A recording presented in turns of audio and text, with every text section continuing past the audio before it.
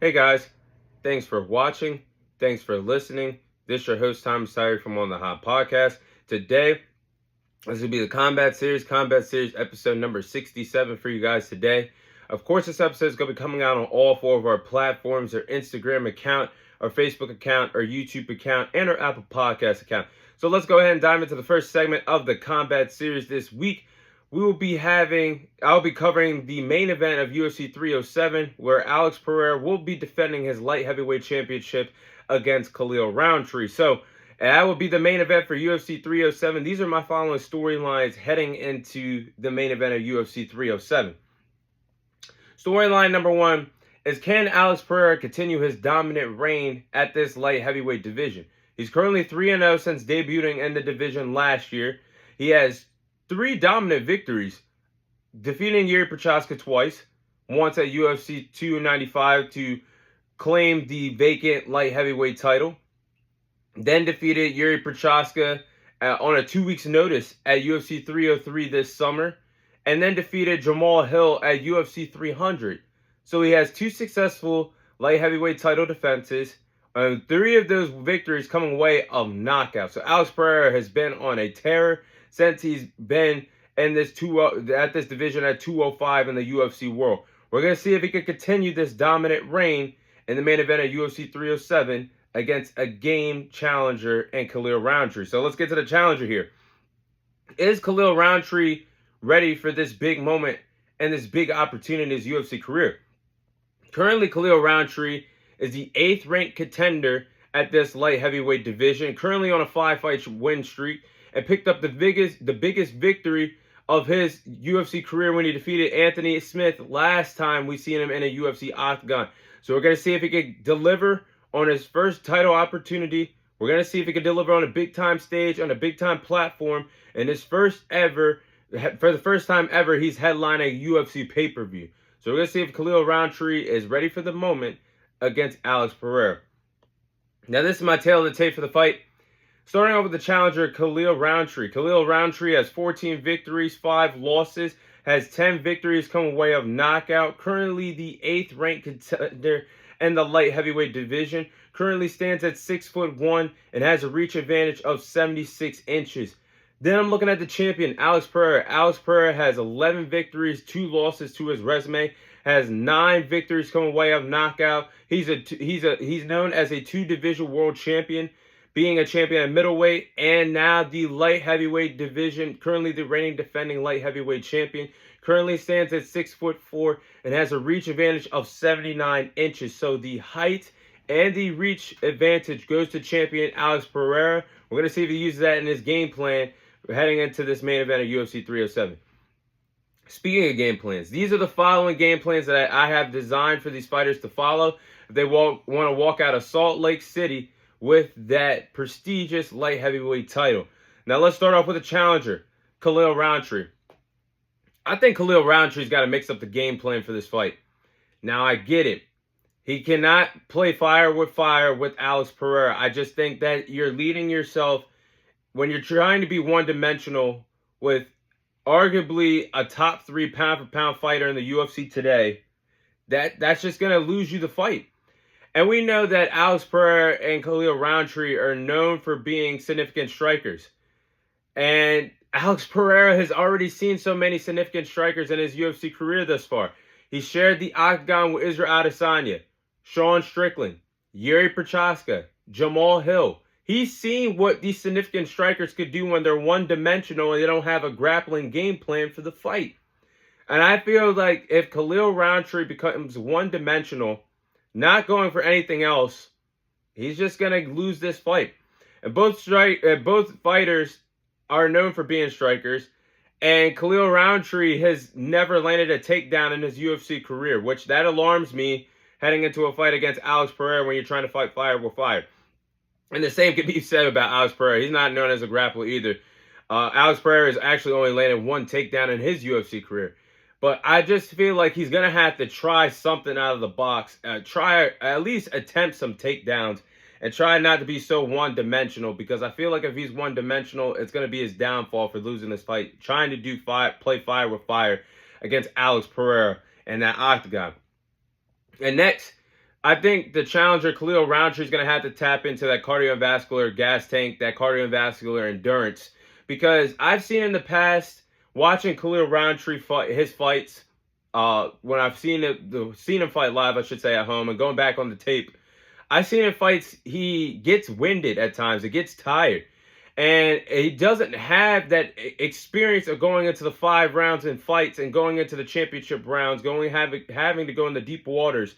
He hasn't really experienced that yet in his UFC career. And he cannot just bank on a KO victory against Alex Pereira. No, you got to be willing and ready to sacrifice it all in that octagon, willing and preparing to go 25 minutes for 5 championship rounds against a pound-for-pound great right now in the UFC and Alex Pereira. He's got to go on as long as the fight goes on. He can't just bank on a knockout, a lucky shot.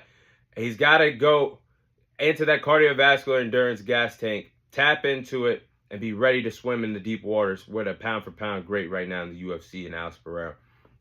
Now, last but not least, I think Khalil Rountree is going to have to tap into that Muay Thai style. I think it's going to be important for the challenger to use his quickness, use his hand speed, mix in some calf kicks, body kicks, head kicks.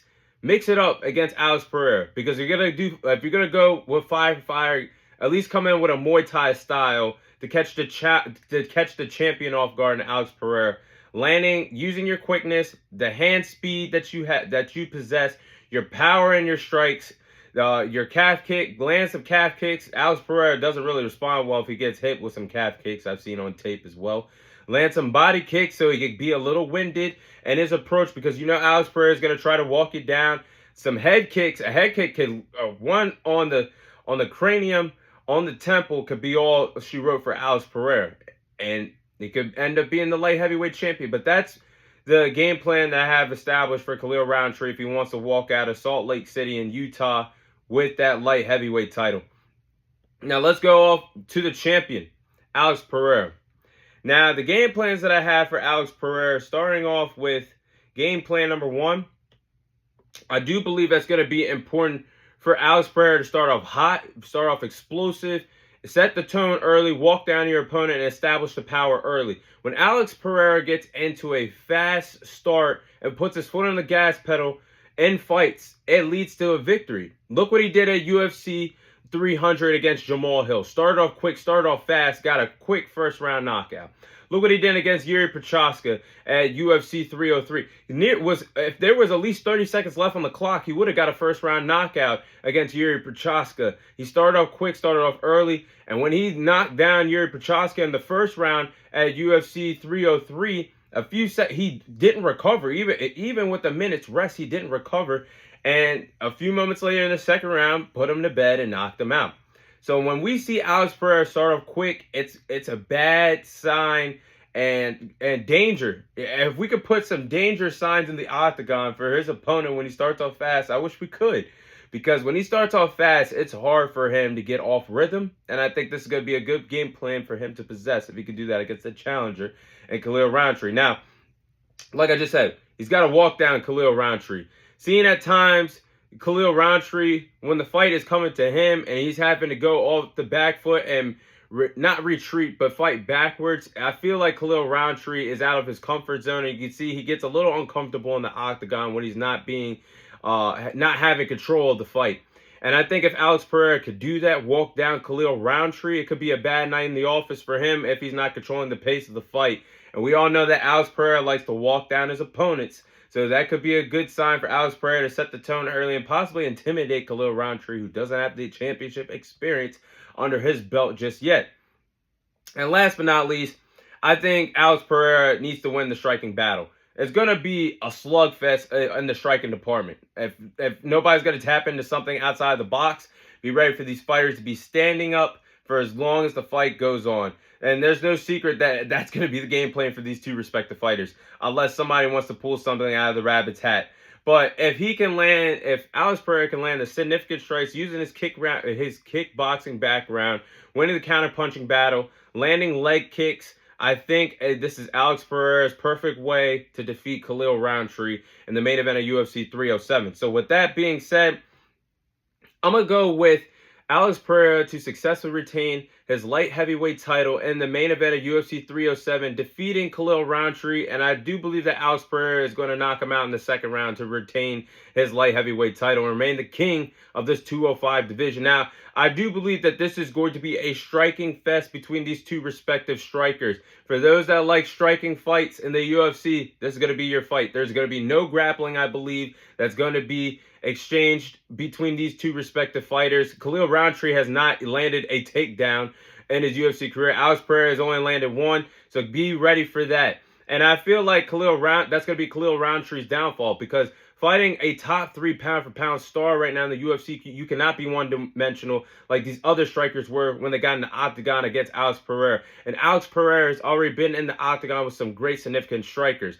Ask Israel Adesanya, ask Sean Strickland, ask Yuri Prochazka, ask Jamal Hill. All great significant strikers that didn't want to go outside the box and go to the grappling department when they fought Alex Pereira. And all of them have received a knockout loss by the hands of Alex Pereira. So that's why I keep preaching that Khalil Rountree cannot be one-dimensional. At least try to get Alex Pereira out of his comfort zone and try to shoot for some takedowns or try something out of the box. Because if you don't, I just trust Alex Pereira more with his kickboxing background to land a significant knockout and Khalil Rountree become on the highlight reel of Alex Pereira's dominant year 2024, knocking out Jamal Hill, knocking out Yuri Prochazka. And I just think Khalil Rountree is going to join the list with Alex Pereira picking up a big, significant knockout victory. But that is my fight prediction for this weekend's fight between Alex Pereira and Khalil Rountree.